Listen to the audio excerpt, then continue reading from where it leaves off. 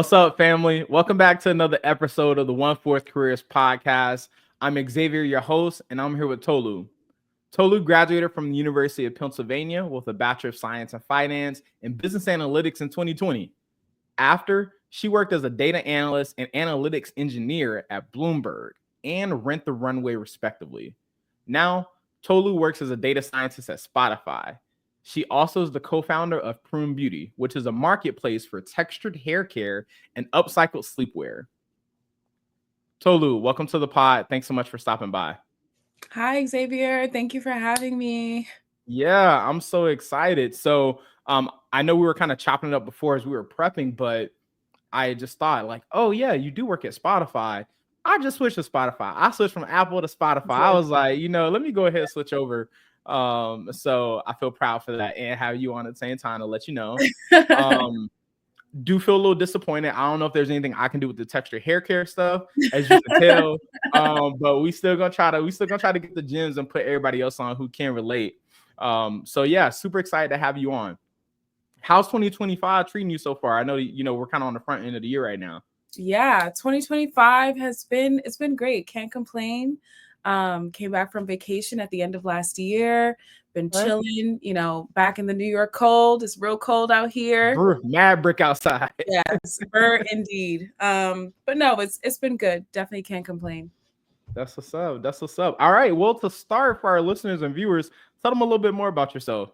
Yeah, well, I mean, your intro was fantastic. Yeah, I'm Tolu. I have done a few things in the past that landed me where I am now at Spotify doing data science. I really do have a love for data and storytelling.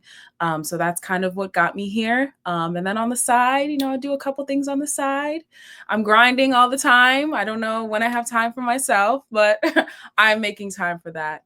So yeah, I just love doing a lot of things and I'm passionate about a lot of things. And I try to actualize that in my life.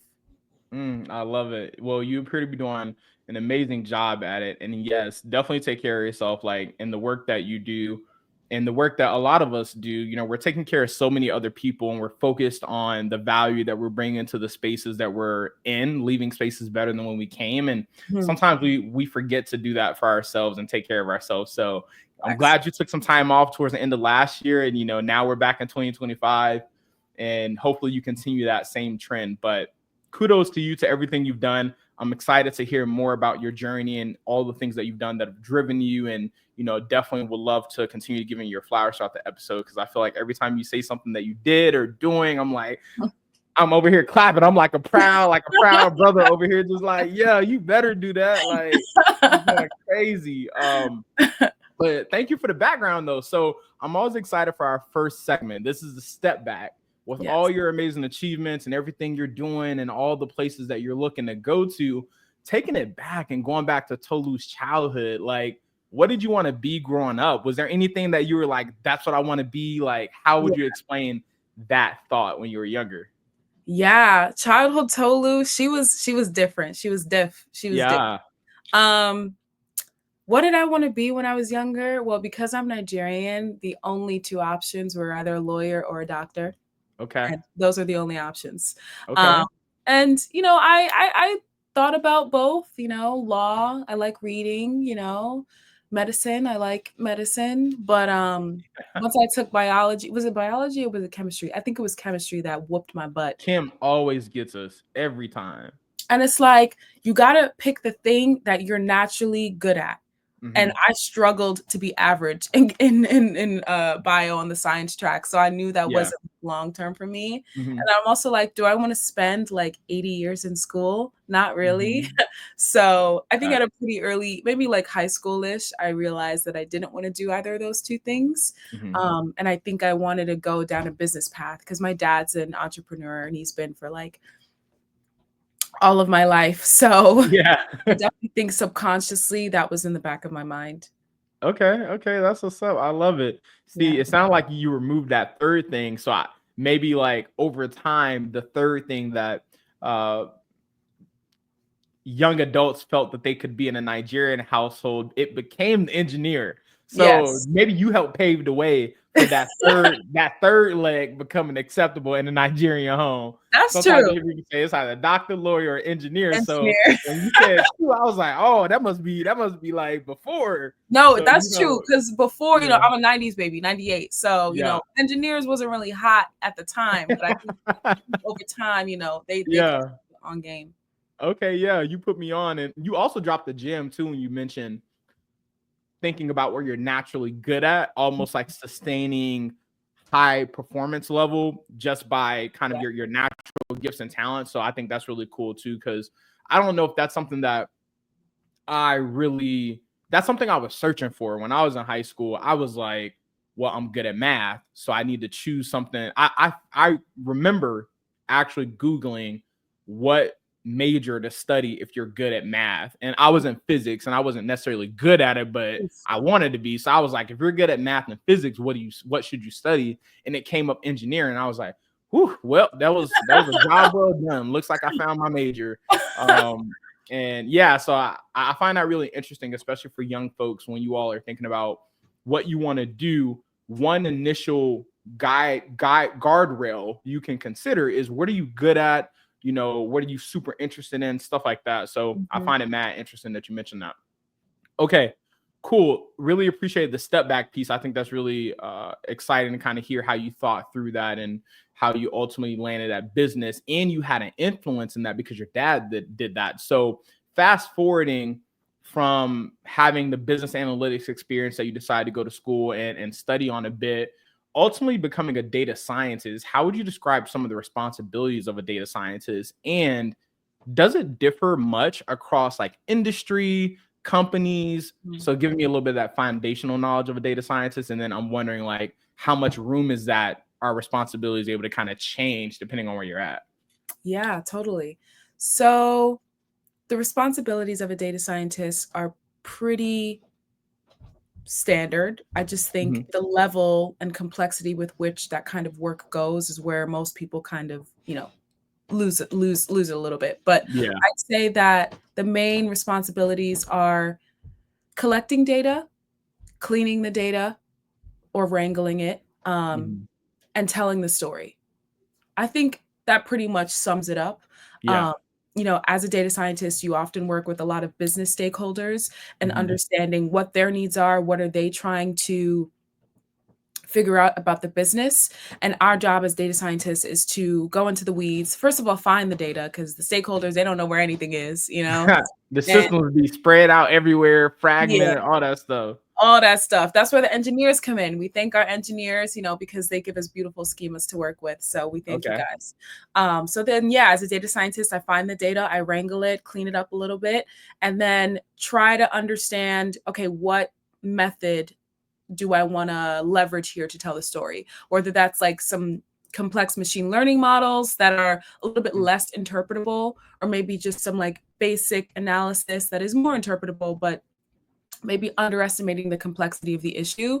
And then after that, put it in a pretty slide deck or a pretty, Word doc and present it in front of stakeholders and kind of just tell the story of, okay, what's the problem? How are we going to solve it? What are the inputs and what's the resolution here? So that roughly is about it. And I'd say my love for data scientists came from a retail perspective, like a fashion perspective. If you saw childhood Tolu back in the day, you never saw her without 20 bangles and a pocketbook. So I think that translated to my professional life a little bit. I read The New Science of Retailing by Marshall Fisher, which is a random book by a Penn professor about like supply chain optimization. And that was my first introduction into coding and data science and research and all of those good things. And after I read that book, I did a research project on it one summer. Penn paid me. So I was like, hey, I'll do it. That's fine. Right. So I did that, and then that kind of just set a precedent for the rest of my career, I'd say. I tried to stay within retail. Ultimately, so when I was at Bloomberg, I had retail coverage. So I was doing equity research at Bloomberg for a portfolio of retail companies like, I can't even remember at the time, maybe like, I can't even remember. That's actually crazy. Yeah. But retail companies, public retail companies. Mm-hmm. And then that naturally led me to transition to Rent the Runway, which is also a retail subscription company. And I did data analysis and analytics engineering there, which is just a fancy term for data science. And then, now I'm at Spotify, but I don't work on music. I work on audiobooks. So a little bit different from what's advertised, but yeah. That is that's so crazy. So for retail, for people who aren't familiar with retail, just because we're meeting everybody where they're at, we're thinking like the Nikes, we're thinking like the different clothing brands, I don't know, like Gap and Victoria's Secret, Lane Bryant's and all of that, like basically the clothes you wear and maybe the products you buy kind of falls in retail a bit. Exactly. Okay, cool. All right, guys. So when y'all were hearing her say retail, like think about the products and the clothes, and when you look in that space, like that's kind of just the retail aspect of it. If you go to the mall, it's a lot of retail at malls, so just kind of giving y'all like the thought when you just look around the places you go and the things that you look to buy for birthdays and Christmases, like that's kind of like the retail industry. So you might hear different people on various episodes that we do here saying like they work in retail. Those are just some of the things that you can think about. So I kind of wanted to touch on that. But the other piece is you made data science, like you broke it down super well, but I feel like you also made it sound so simple. And just because I have like a little bit of an idea of some of the stuff, I'm like, boy, that ain't easy. You can keep that, like, you finding data, wrangling it, and you talking about the different methods you using. Like right now, I'm doing some work where I'm really just using like Excel, analyzing data and telling the story with it. And I'm even like, woo, boy, I need to up my data skills. I need to, jump to some Power BI and learn a little something more. But that's just to say, like, yeah, you're doing some crazy work in that space, and data science, like, and technology, and especially data related stuff, like the job security is crazy because especially when we have folks on the business side who maybe know how to interpret insights and etc. Like that only starts after you have a data scientist to kind of pull the data together, because data can be super flawed. Like data can be used to tell lies and just tell different things that just may not be beneficial, which I feel like we all have seen in so many different areas in life. But all to say, that was a really great breakdown. So you telling the story of kind of having the Bengals in your pocketbook when you were younger and somehow just keeping that tie through life. I think when we all pause and we think back to almost attempting to say, what clues did I have when I was younger that this is maybe a place that I would enjoy being at, and it's like,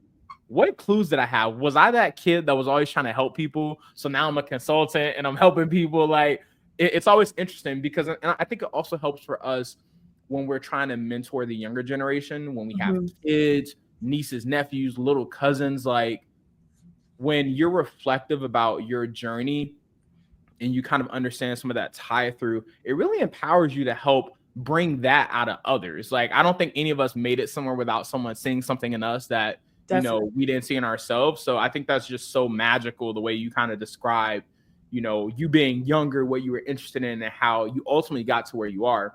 But that's just more an aside. I think we'll really enjoy a lot of the reflection of your journey more through the convo. But I also wanted to talk to you after talking about data science, like roles and responsibilities and stuff like that. I wanted to ask you about being a co-founder. Like, we cannot skip over Prune Beauty. Like, you're a whole co-founder for a business. So how would you describe some of the roles and responsibilities for you there? Yeah. It has been a whirlwind. It has been, what is that phrase? I don't know, blessing in disguise. That's not really what I want to say. But it's been a lot. It's been a lot. I'm not gonna lie to you. If you're thinking about, owning your own business, think twice, 3 times, 5 times. But it really is my passion. I've always been extremely passionate about my hair. And looking good today, boy. Thank you. So like, I don't even know. I just always loved making my own like DIY recipes and like putting it on my natural hair. And if you followed me on Snapchat, you probably saw a couple wash and goes, you saw a couple things. And I just translated that into, this business that I founded with my childhood friend, Carla Magnus, who went to the same middle school, high school, and then we both went to Philly for college, but she went to Temple and I went to Penn. So one day we were just in like Martha's Vineyard, just chilling. It was my first time there, and we were just talking about, the Black hair care experience and how when you walk into beauty supply stores, majority of them are not Black owned, and the customer service may not necessarily be there. And it's like, how can we bring something that's ours back to ours, for us, by us kind of ideology. So, that simple conversation. Fast forward a few weeks later, founded our LLC. Fast forward 4 years later, we've gone to market. So we launched Prune Beauty in November of 2024, and we founded our LLC in 2020. So full 4 years that we, were doing research and really understanding how we want to go to market and what our value proposition is and all those things. And I love doing it with Carla. I don't think I could do it without her. And we both bring different elements to the table. So it just goes back to your passions. I think if there's one thing I want to like make the theme of this, conversation, is that to follow your passions, and follow the things that are already in you, and just be your own self. Yeah. It's like sometimes people say it may not be as relevant to this, but they be like, it ain't on you, it's in you. Like you didn't just go pick something up and cultivate an interest in it necessarily with this, but it's something that was always in you. Like, and it started from something so simple. Like, I think that's something that I started getting hip to.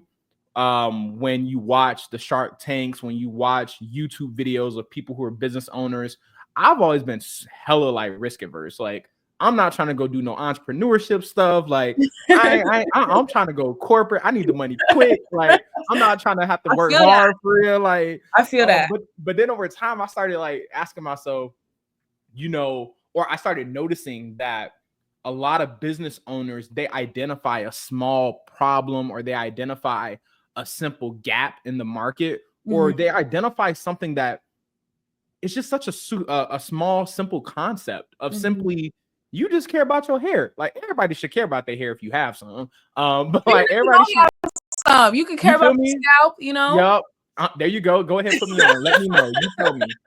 Yes, like just caring about your care and your body, and there are just so many underlying principles with like biology and just like understanding health and beauty in general. So just starting from that small seed, you're on your way with Carla, growing an empire, but it's on a great foundation for us, by us, and taking back control and having that customer service, intimacy, and care around the Black hair experience, or, whoever the products help. So I think that's super cool, super dope. And I need a link. I have a daughter, so I'm committed. In my household, sometimes I joke and kid and say I'm the hairstylist, even though I am not whatsoever, even in the slightest. My wife gets all the credit for all things, like how Zaria looks and all that stuff. But I say it manifesting, like I do want to be involved in that way as a dad and do hair and stuff. So all that to say, it seems like you'll be my plug for learning about hair care and stuff like that. In addition to my wife guiding me there, but there you go. You already got a customer signed up. I'm already signed up. Just send me the link. And you actually gave me a little nugget that I'm gonna save back here. And okay. All right. Don't lose it now. You better jot that down, because I need all the nuggets from you. Okay. I love that. So getting into going from like a description of what you do and how all that has come about, I want to know a little bit more tactically for our listeners and viewers. How did you get the job at Spotify? Like, what went into you getting that job? Yeah. So believe it or not, I found it on, any other site, LinkedIn, whatever, Google, and applied, and really no referral, knew no one at the company. Okay. Just God, really. But one thing about the application is I put my heart and soul into that hoe. Sorry. Ooh, now you good. You good. Right. Yeah, you straight. Into that application. So, when it came to the take-home test, I spent days on it, hours.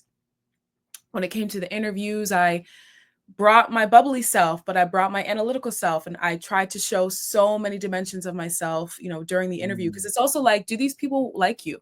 Do they want to work with you? Because it's one thing to like be qualified, but if they don't really see the connection between you two, then it makes the interview process a little bit harder. And one thing I would recommend, I don't know if it worked for me, but it's what I did. I did like an extra little presentation. Call me an overachiever, if you will. It was just a few slides. With the job, achieved the job. So I think it shows recruiters and like the recruiting team that you're like really, really serious about the job, because you put extra time in to like show them something else. Well, I don't know if they looked at it, but it was just like me playing around with the audiobook, the Spotify API. And finding public data and like telling a story with that. So I think that you went crazy. I kind of went crazy, yeah. Yeah. Because I'm like, I need this job. Like, I need this job. So yeah. Wow. I mean, I don't really know what to say to that, but I mean, I hope it's self-explanatory for y'all. Like, I'm a fight against my nature to kind of go crazy on it, but I'm gonna just hope that y'all, that should be self-explanatory in terms of the rigor, the amount of care, the intentionality, the just kind of being courageous, not being afraid of kind of hard work. And sometimes people are like, I don't want to do all that and not get the job, so I'm not doing it. Some people think like that, but some people be like, hey, I'm trying to do all that. I mean, it's almost just like starting a really healthy habit of just like putting your best foot forward. First impressions are everything. Yeah. And even positive judgment. Like, I've probably been in situations where I've had to judge someone positively and I don't even look that much in detail about it. But if I see you went the extra step and I'm like, all these people get resumes and this person gave like a presentation and a cover letter. So I'm not saying this is the one we're going with. I'm just saying I'm gonna probably look at this total package and say, I feel like this might be a little bit more effort put in here to set yourself apart. Like, exactly. It's a big world with a lot of people, a lot of jobs. Yeah. You just we all just as replaceable as the next person. So setting yourself apart and first impressions, they matter, whether you agree or disagree that it should. Sometimes you just got to play the game, that's handed to you. So and one thing I will add to that I think you summed up beautifully is that sometimes you have to be who you are not to find out who you are. And so if you are going hard, preach, Pastor. Oh, whoa, going crazy. That's not from me though. That's actually from Jada Pinkett Smith. Yeah.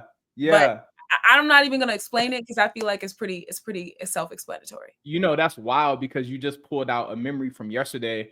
My wife and I, we were watching Special Forces season 3. This was the one where they got Cam Newton, like, he on TikTok. Video clips are going around of him being on the show, and he said something he heard was, to get something you've never had, you have to do something you've never done.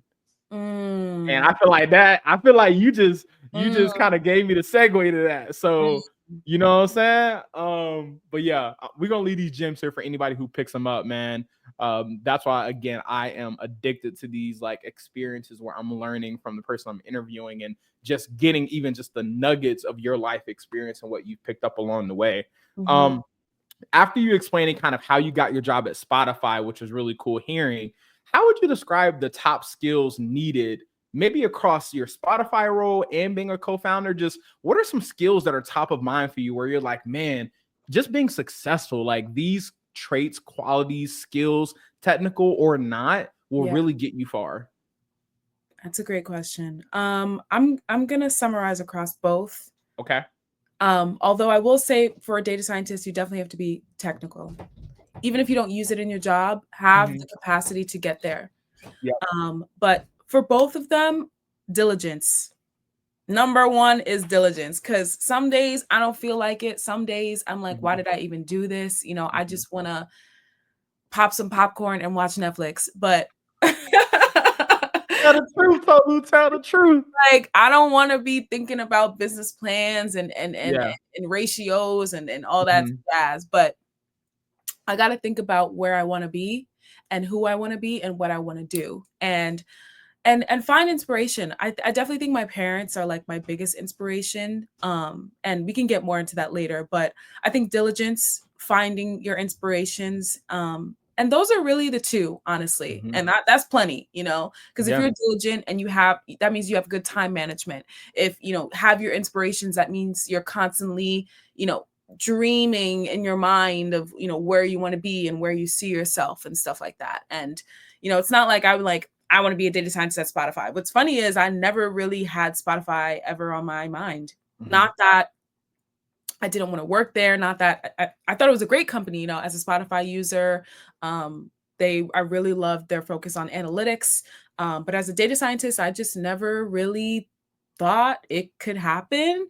But that's God for real, because, you will land yourself in spaces that you didn't even know you were ready to enter. And that's only because of the diligence and you inspiring yourself to go further. Yeah. And being prepared for opportunity that presented itself. I think it's just so important, where some people describe luck as just being prepared for an opportunity, which I think is very applicable of sometimes you don't know certain spaces or jobs even exist, but because you prepared yourself, maybe let's say a decent GPA, let's say the amount of competency and skills that you've acquired, even though you didn't know what you were going to do with them, you still put in, effort to have them. So when an opportunity presents itself, I'm fortunate to maybe even put my name in a hat because I was ready. Stay ready. You don't have to get ready. So to your point of having that inspiration, I think that's really important as well. I want folks to not think just because she mentioned diligence and inspiration, for you to think that's kind of fluff talk, but that's really high level thinking about the intricacies that go into your success. So being diligent, she already mentioned the time management, which means that you're doing your diligence, not procrastinating. It means that you're having a high level attention to detail. You're doing your research. You're prepared, which, I mean, just those things alone, it's not about having a high GPA. It's not about being the smartest person in the room. Anybody would rather hire someone who's diligent and who is inspired and intentional and purpose-filled and knowing the direction they want to go versus someone who's just smart. What if you're just smart and you have no drive? Right. What if you're just smart and you have no sense of vision or alignment with a plan or a purpose? You rather have somebody who you feel can buy in, someone who's able to flip the switch on and off and kind of give their all to the work that they're doing for the betterment and success of the whole team. So I kind of wanted to do a double click into those two pieces that she left, those couple gems for y'all. And yeah, I think it's amazing being prepared for an opportunity and knowing spaces don't even exist, but being ready for it and being able to kind of walk through that in your purpose, I think is incredible. And it's a great message too to folks to be so candid and transparent about there are days where, you don't feel like going to work. You don't feel like doing, etc. But that speaks to your diligence and your inspiration that you're continuing to follow. And I think it's okay to normalize the fact that there are so many people. We all have days where we wish we didn't have to work today. We wish we was working a shorter week. That's normal. And I think sometimes there's a lot of harm that comes from people pretending. Don't pretend you want to be at your cubicle 7 days a week. I mean, if you do, shout out to you. The world's better to have somebody, like that to an extent, but don't feel shame around having days where you're not bringing your best self. And I learned this from, I have an episode out with Tanar Schneider, an amazing executive who's been at a few places and now owns her own consultancy right now. She had mentioned to me, give your all every day and understand that every day your all will look different. Giving your 100%, don't put the pressure on yourself that your 100% needs to look one way. If you have a day where you're only running on 50%, give 100% of your 50. That doesn't mean be complacent with days that aren't so great. Always have the thought and accountability of wanting to be better and be your best. But also it's okay to acknowledge that every day won't be perfect. There's no such thing as a perfect person, a perfect level of consistency of bringing your all every single day. But just kind of getting all you can out of yourself and being intentional. So I probably would kind of mention that too. Another question I have for you outside of skills is, what programs and associations have helped you cultivate your sense of passion and kind of the excellent performance you've put out over the years and kind of achieving your goals? Have there been any programs and associations that helped you from middle school, high school, college, like what would you give a shout out to as being those circles and spaces that uplifted you the most? I would say first and foremost sports. I was involved in cheerleading and track from like Okay. middle school, high school, cheerleading and track, and then college, just cheerleading. But I Mm-hmm. think both of those sports or sports in general just give you like help you be mentally tough, you know? Because when I Yeah. was running that 400, I did not want to run that. And when I ran the 400 hurdles, I definitely did not want to run that. But it's like, you know, what it trains you to how to perform, you know, that I think has helped me translate that into my professional life as well, Mm-hmm. that mental toughness. And then in college, I joined a bunch of clubs and orgs like Yeah. Wharton Analytics Data Club, the all the like Black ERGs, All of them. all of them. Look, Sign I me. mean, what a black orgs that gotta join them. Where they at? Check. Find All my the way. people. First thing I get here, find my people first. Literally.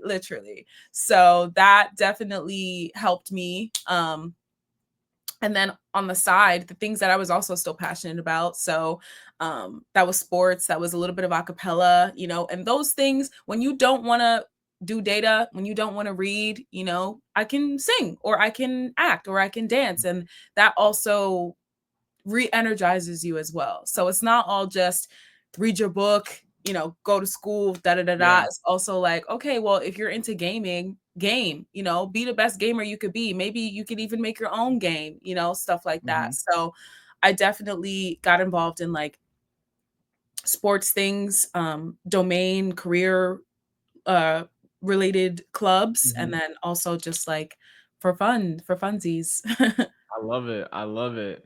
That's really cool. I think that definitely is a key for success. So y'all follow that roadmap and just know you don't have to do anything. Like take control of your life. And I think one of the first things you can do to take control of your life in terms of what options and where you put your energy, what you join, is just being aware of what's out there. Like I fully acknowledge if you don't really have a great idea of what's out there, probably it's harder for you to feel like you're able to take control because you're kind of like, I don't know, you know, what to do or where to go. So hopefully that's a good example that if you do get informed and aware of some of your options, hopefully you can take control like Tolu did. I'm curious now, if you could go back to undergrad and give yourself any advice, what would that look like? I feel like Tolu back then was just kind of, you know, taking ownership of the world and seeing how far you've come with all the things you've done. Like, what do you feel like you would have told yourself? College Tolu was booked and busy. She Yeah. did not have time, although she made time, you know, I still partied, you know, work hard, Mm-hmm. play hard vibes. But I realized how much energy and like little time to myself I had in college. And I'm like, maybe that's why where I am now. But Mm-hmm. also I could have chilled. I definitely could have chilled. Mm-hmm. But I would probably tell college Tolu, one, surround yourself with people that align with your alignments. Align Yeah. yourself with people that you want to align with, Mm-hmm. because that'll just propel you further forward. And then the second thing, which may sound like a platitude, but it's like real, I Okay. would just say it all works out.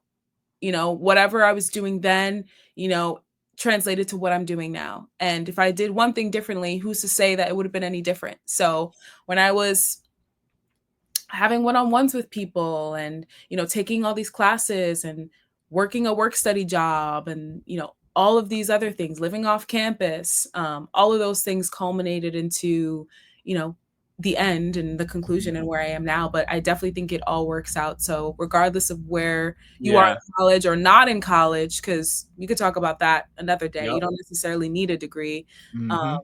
yeah, it all works out. Yeah, there you go. There you go. Also touching on the other part of this platform, I have some episodes in the works, guys, where it is a focus at One Fourth Careers podcast to empower you all with knowledge and testimonies of, you know, you don't have to just go get degrees to be successful. Like there are so many people who are very successful going through trade schools and entrepreneurship and other avenues. So what Tolu just mentioned, you know, be on the lookout for some of that content from the pod. And I think a lot of that message, Tolu, also goes to folks who stress a lot, which was me. I was that stressor of like, what am I going to do? What trajectory am I on? Like, how do I, break, poverty in terms of just not wanting to go in that direction? How do I make sure I get as much as I can, and doing all the right things, but also kind of being stressed about, am I doing enough, etc. I can also testify that everything did work out. I don't regret decisions I've made in undergrad, but I also find comfort in knowing, I don't think about, man, if I had to do this different, I would be somewhere different, because I feel like you are where you're supposed to be. Right. And you have the choice today. If you feel like you wanted to be somewhere different, like you have the choice today to kind of change the trajectory that you feel you're going. All to say, like, be intentional, be aligned with your purpose, ask yourself questions. Geniuses talk to themselves. Like, don't be afraid of yourself, and like be truthful with yourself, and everything will work out. So it may sound super cliche, but as long as you feel like you are trying really hard, you're working really hard, you have mentors, and you just have the intent. As long as you have a really good intent, like, there's only so much you can do. So enjoy life, take some breaks. When you feel like you're stressing, have people who can help de-stress you. Like, don't just sit with that stress. Have people who can see it, who can give you comfort, mentors, parents who can like affirm you. Sometimes stress comes from not receiving affirmation. So you're constantly in your head about how you feel you're doing, how you feel you're perceived, but having people to give you like their truth to help kind of fight that stress is also helpful. So keep that in mind. Now we're about to go to our last segment here called the 3Ps, and I'm extremely intrigued to see what your 3Ps will be, just because I feel like you've had so much life in your young life so far. But how would you describe your professional journey, your career journey so far in 3 words? And you can use hyphens if you need them. Okay, I thought about this one. Yeah. Okay. I wanted to give the viewers a little gem drop, Okay. So I call this one the 3 C's. All right. We got a framework. Yes, we got a framework. Let's go. The first C is curiosity. I definitely feel like if it wasn't for me being curious and like reading books and like finding things and like learning about things, then I definitely would not be where I am today. I definitely attribute curiosity to where I am, full stop. The second thing I'd say is consistency. Throughout the years, I wanted to be a data scientist so bad, and I didn't get it for a really long time. And I'm like, well, do I need to go back and get my master's in order to be taken seriously as a data scientist? Will I ever be a data scientist? Will I ever be what I want to be? And so it was me being consistent. And even though in my 9 to 5, I wasn't doing data science, in my 5 to 9, I was, doing passion projects, reading papers, posting on LinkedIn, just so people know when they looking at my profile that, I know what I'm talking about, and so then the last C I would say is confidence.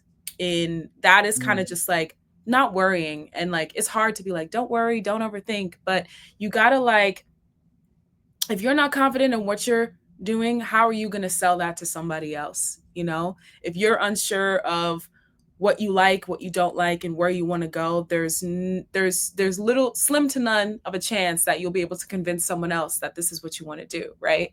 So in finding your avenue, once you find your niche and you burrow into it, it's being like, no, I'm staying in this burrow. It might take me 10 years, but I'm passionate about this, and I'm going to stay in this until I'm there, or I create a space for myself to be there. So, and that could be, working corporate for 10 years until you have enough money to start your own thing, or it could be working in that corporate thing. So it has different avenues. But yeah, I would say those are my 3 words. It could take shape in so many ways. Like, it's a marathon, not a sprint. Exactly. If your goal is to have your own apartment and live by yourself, if you do that by age 16, by age 20, by age 25, like, it only really just matters to you. Like, like the goals you set out for yourself, don't do like the comparison is the thief of joy. So don't compare every milestone you have in life to what you see other people do, but take pride in your story as your story. Not everybody's story is the same. Maybe somebody else was able to achieve their goal because they had, a head start, or God just blessed them in a different way that if he were to bless you that way, it wouldn't work out because you're different, right? So like, have those goals for yourself and don't measure yourself on someone else, but just be excited and passionate about your own journey. And I love the 3 C's. Y'all get that tattooed on you, like curiosity, consistency, and confidence is just so crucial. And even when you were saying that about the data scientist piece, it made me think back to a very fond memory of me and my uncle. Shout out my Uncle Fred. I believe the song is by Nas, and it's like kids in the background saying, I know I can be what I want to be. Yeah. And it's just so weird that's kind of what made me think about that when you mentioned that. But yeah, like just keep that energy. Keep that energy that you can be what you want to be, whether it's on a 10-year timeline, 20-year timeline, takes your whole life, 1 year. It doesn't matter. It's more about the journey that you're pursuing. So with that, Tolu, we are coming to the end of our pod. Super sad. I know there are just so many gems that we could always share, but I kind of want to end on some really, really important pieces. And you've done so much. You've been so successful. You've had so many failures. I can only imagine, because failure is so common, but you've had so many lessons that you've learned, and you've just been so successful. And you've had such a positive impact on those around you. You really have represented your family, your friends, your circles really well. And if you are any representation of those groups, I just know you have amazing people around you. So I give you your flowers for kind of you being a role model, for you being a role model to the little kids, your peers, just to everybody, on being a productive person, living in your purpose, and just kind of going at it and approaching life in a very fruitful way. And I know there's just so much prosperity ahead of you. So continue to take care of yourself, because you are extremely valuable to so many other people. So don't run yourself into the ground.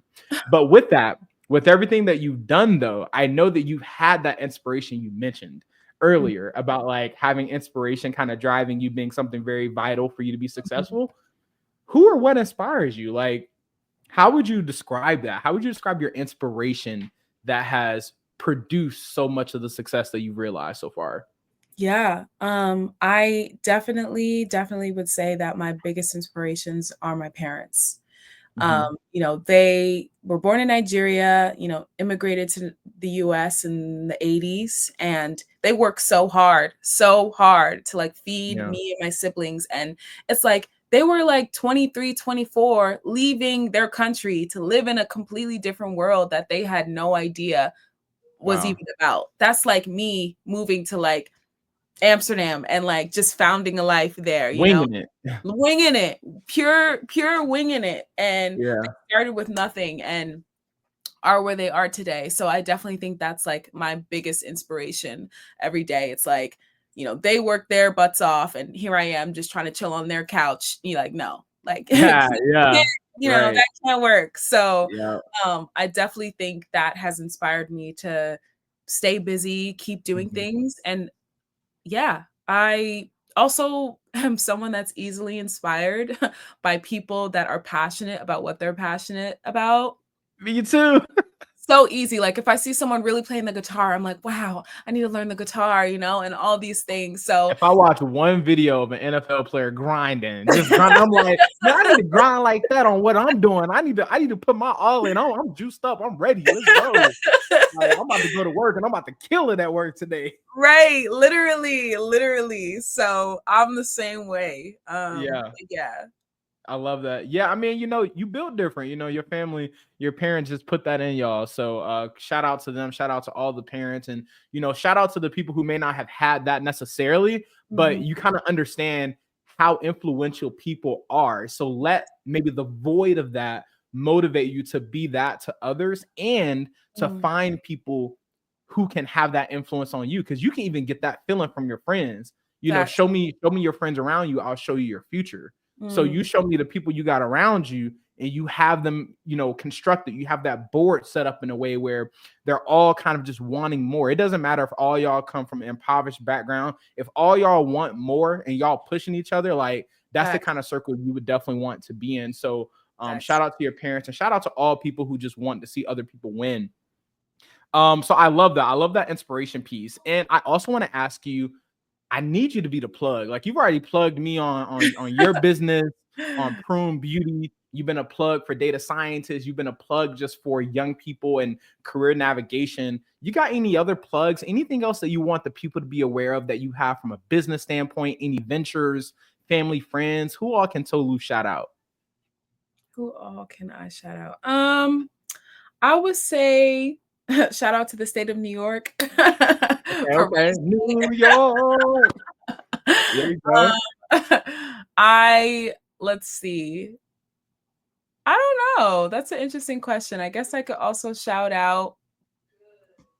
I don't know. I volunteer with this like this nonprofit in New York, and shout out to Lily, Life Force in the later years. Shout out to volunteering. It feels nice. Absolutely. I'm working for. So volunteering helps level things out a little bit. There you go. Yeah, so I'd shout out. How can people get tapped into Prune Beauty too? Oh, yes. Prune Beauty. So we have a website. Our website's live at prunebeauty.co. Prune like the fruit, beauty as in beauty. And yeah, we sell upcycled silk sleepwear, and upcycling is essentially just taking fabric and clothing that already exists and repurposing it. So like taking a pair of jeans and making a shirt or a vest, etc. So we're extending the life cycle of that garment. Otherwise it would end up at a landfill. And we already know fashion is like a huge polluter in the world, and microplastics and all that stuff. So sustainability is definitely at the core of our business. So all of our sleepwear, bonnets, we have some extra items coming next month that are super exciting. All of that is upcycled silk, 100% silk. So also luxurious in addition to being sustainable. And then we also run a textured hair care marketplace, specifically on travel size items. So if you are struggling with discovery and want to discover, hair care products that are more local, these are men and women who are like making this in their kitchen, obviously under FDA, standards and stuff. But, they back to the Madam CJ Walker era, she was making that in her kitchen and she sold that, and that made her the first Black self-made millionaire in the United States of America. So kind of bringing that local community marketplace energy back into the world. And, even you, Xavier, we got a beard oil for the men's, Okay. Yeah. Whatever you would call this right here, y'all got some for it. Help me out. We're working on do-rags and all that jazz for, our men. We haven't forgot about y'all. So yeah, I definitely think we're more of a collective, and I have so many, ideas of where me and Carla want to take it. But yeah.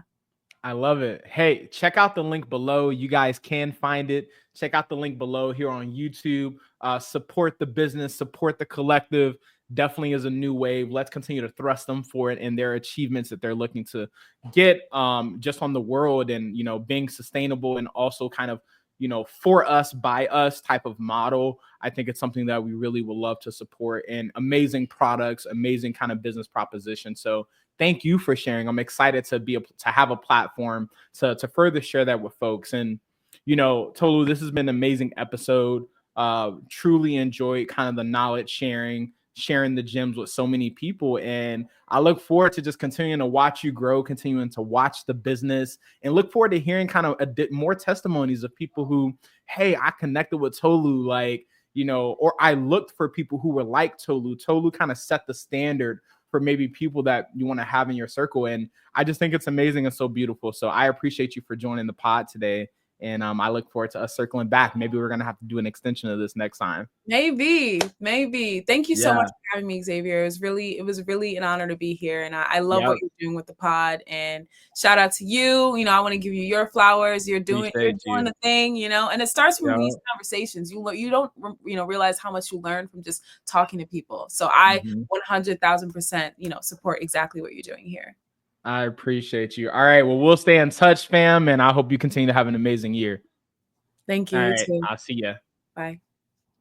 What an episode, y'all. As always, you guys kind of see me kind of have this cookie cutter reaction after each video. And it's just because it's just so beautiful having these conversations. And I hope for some of you who are kind of along this journey with me, you're also seeing this and you're feeling it and you're finishing an episode, or you're just seeing a clip. Like, I don't care, look at a clip, watch the whole episode. It's just so many gems sprinkled throughout. And it's so unpredictable. Like, I don't know where our conversations will take us in terms of the journeys of folks who are sharing their stories, but I really hope that it's benefiting you, it's pouring into you. If you know someone that this video would help, someone who was like Tolu, someone who is excited about retail, maybe excited about data, just anyone you feel this video may help, please like, comment, share the video with that person, and continue to tap back into the pod. Super excited to serve you in your endeavors in the future.